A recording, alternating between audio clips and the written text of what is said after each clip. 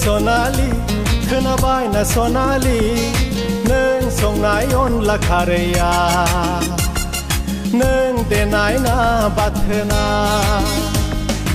ओइ सनालि खोनादों ना सनालि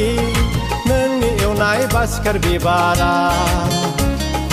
औवा हासुंनि नाफामा बेसे गोथावमोन जाबावगौ मोनबाय थायो मोनजाबा हामगौ सानो